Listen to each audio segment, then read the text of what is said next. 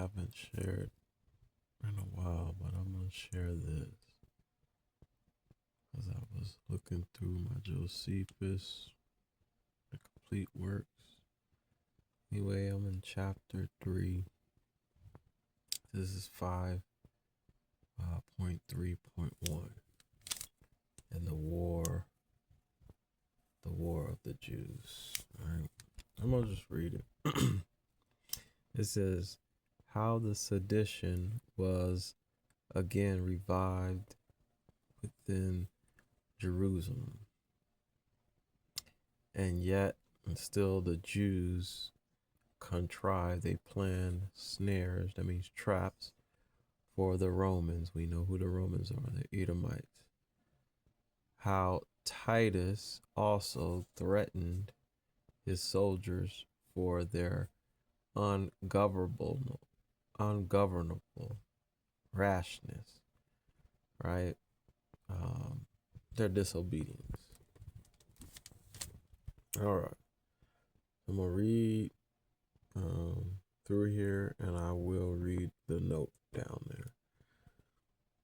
Okay. When we get to it, the star, I'll read the note. And blessings and all praises to everyone. Those that's keeping the 364 Enoch calendar. I believe today is the 14th. For some is already doing Passover. Some already did it. Some are doing it a little bit later. But Happy New Year. As far as the 14th, there's people doing it on the 14th. Some people believe it's always on the Shabbat. I can understand that and believe that. I'm doing mine this year on the 17th, so-called March. But anyway, if you keep it 364 Enoch, GOCC is always 2 weeks off. But anyway, blessings and all praises. You can check all that stuff out on timeanddate.com and find out when is equal parts night, equal parts day. All right. But anyway, I'm not an expert on the calendar, but blessings to everyone that's rehearsing the righteous acts, that's keeping Passover, the Feast of Unleavened Bread, and the New Year. All right. And I believe evening to evening. Some people do sunrise to sunrise, right? Everybody's different, but we need to prefer one another and love one another, Israel. And keep his law, statute, commandments, and his holy days. All right, here we go. So it says, as now the war abroad ceased for a while, the sedition, right, the riot, the revolt within was revived. So there was a revolt, civil war going on inside, and it was restored. Right, it came back alive. And on the Feast of Unleavened Bread, it happened when? On the Feast of Unleavened Bread, right? Which was come, it being the 14th day of the month, Xanticus, Nisan, right? March, April, but it's March. When it is believed that the Jews, the Israelites, were first freed from the Egyptians, Mizraim, Eleazar and his party opened the gates, the entrances of this innermost court of the temple, in the innermost court of the temple, and admitted such of the people as were desirous to worship the Most High in it. So Eleazar allowed for the gates to be open in the innermost court of the house, the temple, the body, and allowed, or he accepted such of the people as were desirous, those that wanted to worship the Most High, Yah Elohim, Yahweh, Yahweh, Yahuwah, Yahoah, Ahaya, or the Most High, into it. So those that wanted to worship him, he allowed them into it. So I'm going to read real quick the star. That's why I have the green dot there. That's the note. So let's read the note real quick. The note, it's going to be hard to see, but I'm going to read it. It says, here we see the true occasion, the true reason of those vast numbers, those large numbers of Jews, it says, Israelites, that were in Jerusalem during the siege, the attack by Titus. This is the reason, the Feast of Unleavened Bread. And they perished therein, they died therein, that the siege began at the feast of the Passover, it says, when such prodigious multitudes, crowds of Jews and proselytes. So there were Israelites there and there were proselytes there, converts. All right. Of the gate where come from all parts of Judea. It came from all the parts of Judea and from other countries. Right?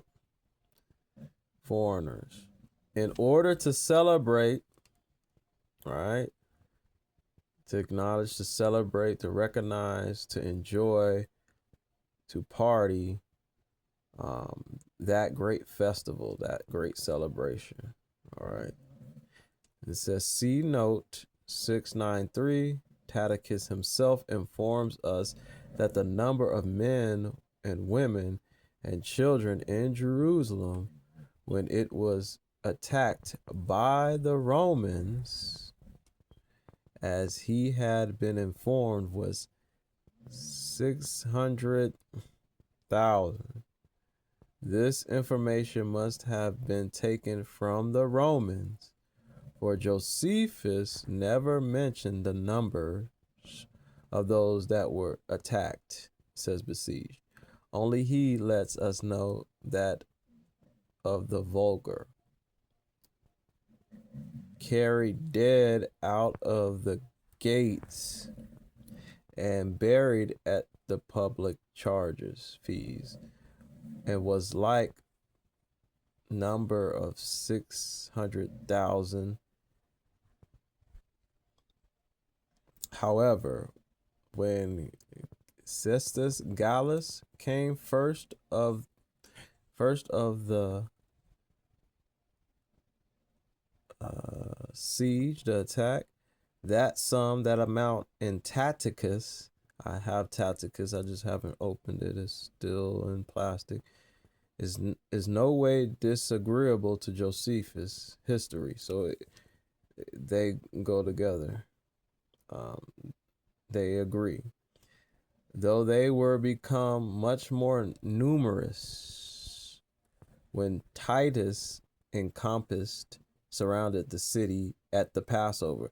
So Titus, he surrounded the city at Passover.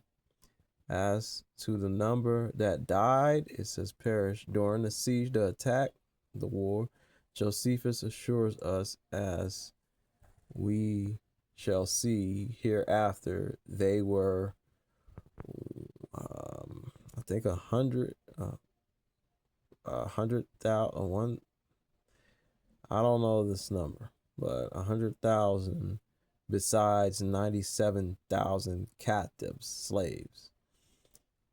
But Tacitus' history of the end part of this attack is not now exempt, or we don't know if we could believe that. So we cannot compare his parallel numbers with those of Josephus. This is the commentary's note. I don't know. It could have been more, could have been less, but It was a lot of people, and it happened during the Passover. And as we see what's going on now from Purim, whoever starts their Purim, or wherever you started your Purim, we know that this war that's going on is going on, right? So I'm bringing it out because these things, it's like histories repeat, right? In some cases. But anyway, let's go back up here. Let's go back up here.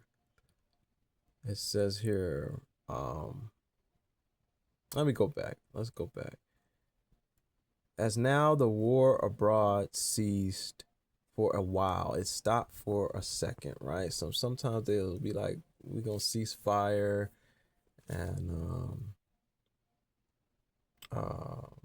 we can call for a ceasefire in modern time, and then we're going to bomb you again. All right, so let's just read it again. It says, as now the war abroad everywhere stopped for a while. The sedition, the civil war within was revived. It came back alive. And on the feast of unleavened bread, which was come, it being the 14th day of the month, Xanthicus, which is Nisan, right? Which that means is March, April on the Gregorian calendar. When it is believed that the Israelites were first freed, this is when it's believed that we were first freed from the Egyptians, right? And that was on the 14th day of March. Abib, right? It says here, Eleazar and his party opened the gates, the entrance of this innermost court of the temple, the house of the Most High, and he allowed such of the people as were desirous, that was willing to worship the Elohim. He allowed them into it, the temple. But John, whoever this John is, made use of this festival, this celebration, as a cloak, this party, as a covering for his treacherous designs, right? He used the celebration as a secret cloak for his treacherous plans, his evil, and armed the most inconsiderable of his own party, and the greater part of whom were not purified, cleansed, with weapons concealed. They hid under their garments, their clothing, their apparel, and sent them with great zeal, eagerness, into the temple, the house, in order to seize upon it, to take it. Which armed men, when they were gotten in, threw their garments away. They threw their apparel away, their clothing, and currently appeared. They revealed themselves in their armor, upon which there was a very great disorder, chaos, and disturbance about the holy house around the temple, while the people who had no concern in the sedition, in the civil war, or the revolt, supposed that his assault was made against all without distinction. It didn't matter who it was without distinction. They didn't care, right? Kind of like the border, right? Everybody knows the border should be closed, but I'm just saying that there was without distinction. They was rounding up foreigners and immigrants and Americans, right? I'm just using that as modern time, right? So let's read it again. It says, it was very great disorder. It was chaos, disturbance about the holy house, the temple of the Most High, while the people who had no concern in the sedition, the riot, or the civil war, supposed that this attack was made against all without distinction. It didn't matter who you were, as the zealots thought it was made against themselves only. They're coming after us only.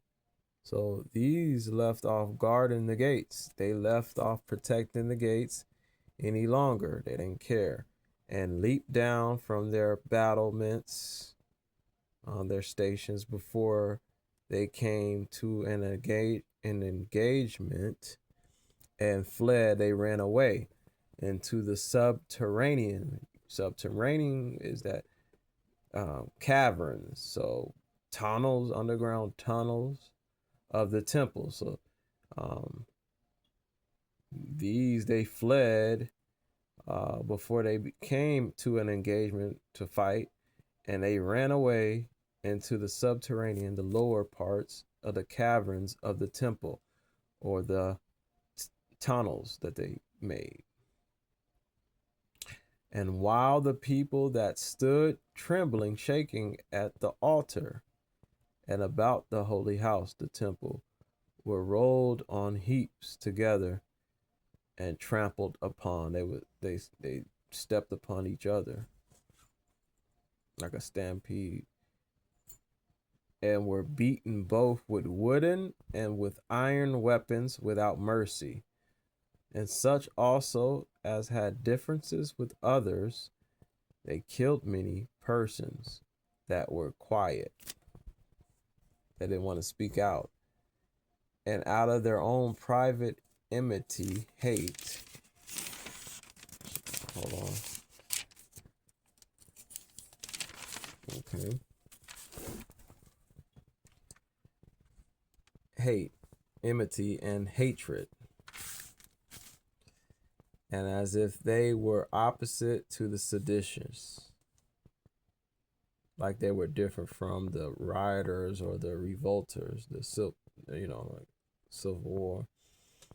And all those that had formerly offended any of these plotters were now known, revealed, and were now led away to the slaughter to be killed. And when they had done abundance of horrid mischief, trouble, evil, to the guiltless, to the innocent, when they, it says, when they had done abundance of horrid, evil mischief, mischief to the guiltless, the innocent, they granted a truce to the guilty. They gave a truce to the guilty. Who's the guilty in this time? Them Jews, them fake Jews over there.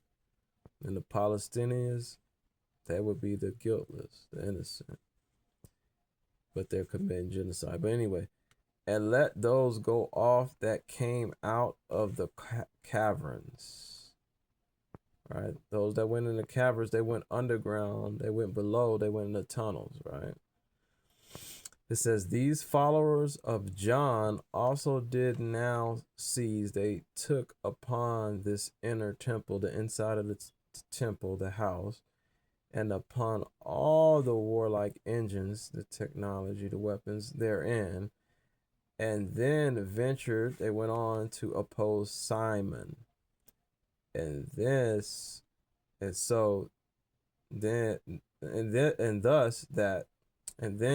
that sedition, the revolt, the Civil War, which had been divided into 3 fractions, was now reduced to 2. See, there was 3 fractions, and then it turned into 2. For some reason, I highlighted that, and I'm sure that matters. I was gonna leave it at that. That was gonna be the end, but I'll read a little bit more. But it says, but Titus, intending to pitch his camp nearer to the city than Scopas, placed as many of his choice horsemen and footmen as he thought sufficient enough opposite to the Israelites to prevent their sallying out upon them, while he gave orders for the whole army to level the distance as far as the wall of the city. So they threw down all the hedges and walls which inhabitants, populations had made or people have made about their gardens and groves of trees. And he cut down all the fruit trees that lay between them and the wall of the city, and filled up all the hollow places and the chasms, the gaps, and demolished the rocky precipices, right? Hills, or right, with iron instruments, and thereby made all the place level from Scopus to Herod's monuments, which adjoin, connected to the pool called the Serpent's Pool. Now, at this very time, the Israelites planned the following strategy against the Romans. The bolder sort of the seditious of the riot or the civil war went out at the towers and called the women's towers, as if they had been ejected out of the city by those who were for peace, and rambled about as if they were afraid of being attacked by the Romans, and were in fear of one another, while those that stood upon the wall and seemed to be of the people's side cried aloud. They cried so much for peace. They just wanted peace. They wanted shalom, and entreated. They asked they might have security, all right, guards or protection for their lives given them, and called for the Romans. They asked the Romans, promising to open the gates, the entrance to them.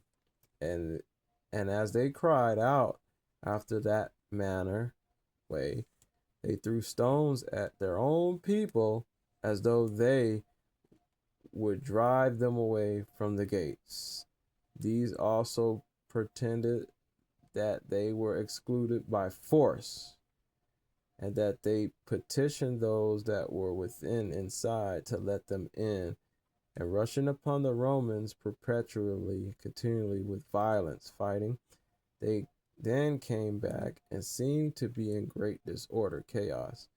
Now the Roman soldiers thought this cunning strategy of theirs was to be believed real, and thinking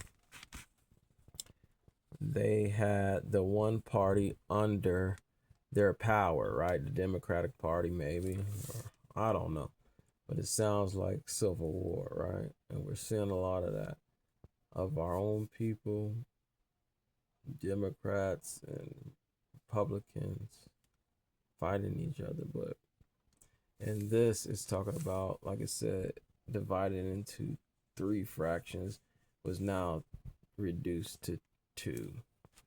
But anyway, it says they had the one party under their power, their control, right, and could punish them as they pleased, and hoping that the other party would open their gates, entrance to them, set to the execution of their designs, their plans accordingly.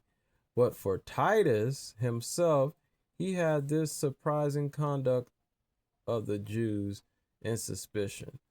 For whereas he had invited them to come to terms of accommodation by Josephus, but one day before he could then receive no civil answer from them, so he ordered the soldiers to stay where they were. However, some of them that were set in the front of the works prevented him, and catching up their arms, ran to the gates, whereupon those that seemed to have been ejected at the first retired. But as soon as the soldiers were gotten between the towers on each side of the gate, the Israelites ran out and surrounded them around, and fell upon them behind from the back, while that multitude, that crowd which stood upon the wall, threw a heap of stones and darts of all kinds at them, insomuch that they killed a considerable number and wounded many more. For it was not easy for the Romans to escape, to flee, by reason those behind in the back them pressed them forward. They pushed them forward. Besides which, the shame they were under for being mistaken, and the fear they were in of their commanders engaged them to persevere, in their mistake, continue on in their mistake. Wherefore they fought with their spears a great while and received many blows from the Israelites, though indeed they gave them as many blows again, and at the end repelled those that had surrounded them about. While the Israelites pursued, that means chased them as they retired, they retreated and followed them and threw shots at them as far as the monuments of Queen Helena. And after these Jews, Israelites, without keeping any decorum, grew insolent upon their good fortune and jested. They mocked upon the Romans for being, or bragged. They mocked against the Romans for being deluded by the trick they had put upon them, making a noise with beating their shields, leaped for gladness, and made joyful exclamations. While these soldiers were received with threatenings by their officers and with indignation, anger by Caesar himself, who spoken to them this. He says, these Jews, these Israelites, who are only conducted by their madness, do everything with care and circumspection. They plan it out. They contrive stratagems. They plan, they design schemes and lay ambushes, and fortune gives success to their strategies because they are obedient and preserve their goodwill and fidelity to one another. While the Romans, to whom fortune uses to be ever subservient by reason of their good order and ready submission to their commanders, obedience to their commanders, have now had ill success by their contrary behavior. The contrary behavior is because they weren't being disciplined and they weren't being obedient. And by not being able to restrain their hands from action, they have been caught, and that which is the most to their reproach, they have gone on without their commanders in the very presence of Caesar. Truly, says Titus, the laws of war cannot but groan heavily, as will my Father also himself, when he shall be informed of his wound that have been given us, since he who is grown old in wars did never make so great a mistake. Our laws of war do also ever inflict capital punishment on those in the least break into good order, while at this time they have seen an entire army run into disorder, chaos. However, those that have been so insolent shall be made immediately sensible that even they who conquer among the Romans without orders for fighting are to be under disgrace. When Titus had enlarged upon this matter, explained before the commanders, it appeared evident that he would execute the law against all those who were concerned. So the soldiers' minds sunk down in despair and as accepting to be put to death, and that justly and quickly. However, the other legions of Romans came around about Titus and asked his favor, his mercy, to these their fellow soldiers, and made supplications, prayers to him, Titus, that he would pardon, that means forgive, the rashness of a few on account because of the better obedience of all the rest, and promised for them that they should made amends, repent for their present fault, error, by their more virtuous behavior for the time to come. I'm just going to finish it. So Caesar complied with their desires, what they wanted, and with what prudence dictated to him also, for he esteemed it fit, right, to punish single persons by real executions, but that the punishment of great multitudes, crowds, should proceed no further than reproofs, corrections.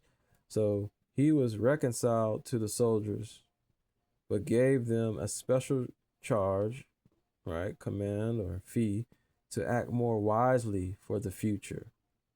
And he considered with himself how he might be even with the Israelites for their stratagem plans.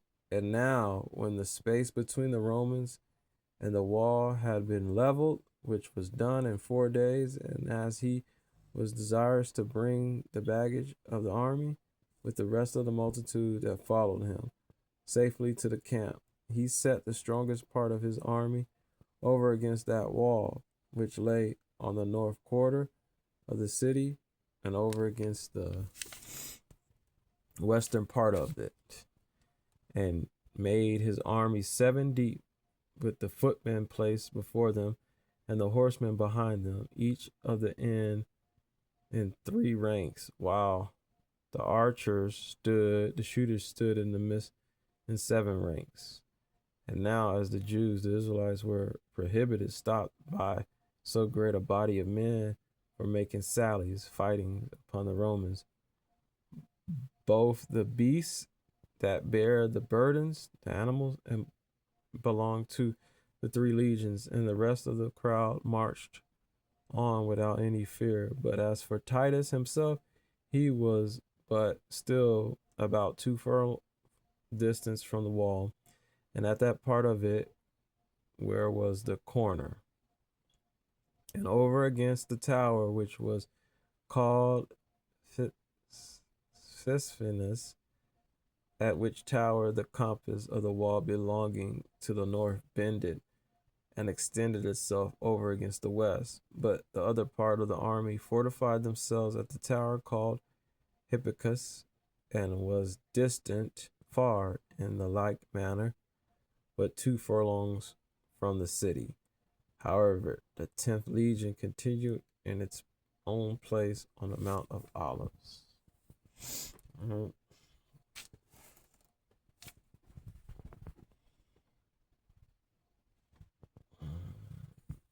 Then you have that star that was up there.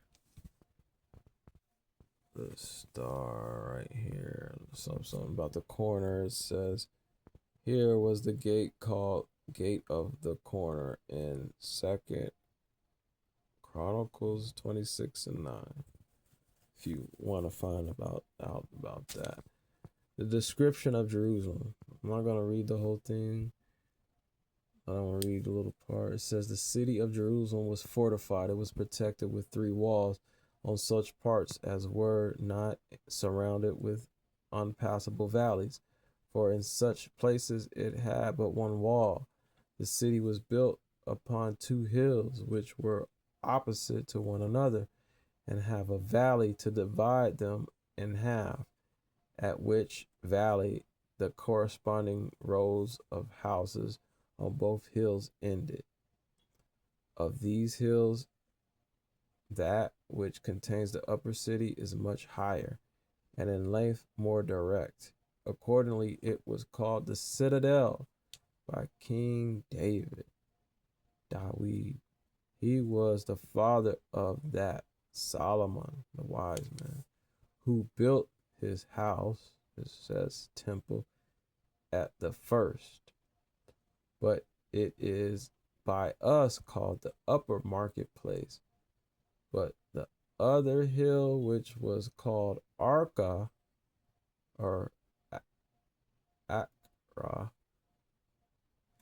and sustains the lower city is of the shape of a moon when she is horned. Over against this was a third hill, but naturally lower than Acra, and parted formerly from the other by a broad valley. However, in those times when the Asmoneans ruled, they filled up the valley with earth, with the land, and had a mind to join the city to the temple. They then took off part of the height of Acra and reduced it to be of less elevation than it was before, that the temple, the house, might be superior to it. All right. So that's all I got. I won't read no more. But if you want to read it, we continue at the Wars of the Jews, page 844, 5, book 5, paragraph 4, chapter 2.